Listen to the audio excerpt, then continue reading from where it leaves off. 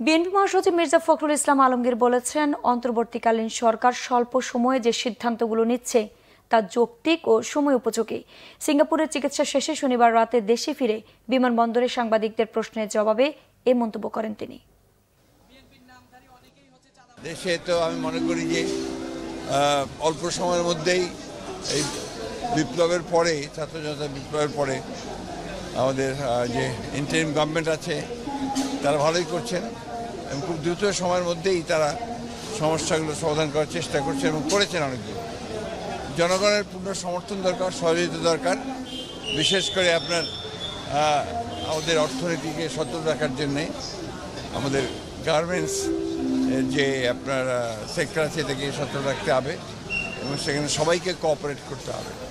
অন্যান্য ক্ষেত্রেও, আইন শৃঙ্খলা রক্ষার ক্ষেত্রেও সকল রাজনৈতিক দল, সমস্ত সংগঠন, সমস্ত ব্যক্তি, দেশপ্রেমিক মানুষ সকলকে ঐক্যবদ্ধ হয়ে কাজ করতে হবে।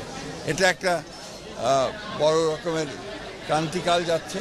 এই ক্রান্তিকাল থেকে কাটিয়ে উঠতে এই বিপ্লব পরবর্তী সময় আমরা যেন সবাই এক হয়ে কাজ করতে পারি, তাহলে বিপ্লবের যে লক্ষ্য সেই লক্ষ্যকে আমরা ধরে রাখতে পারব।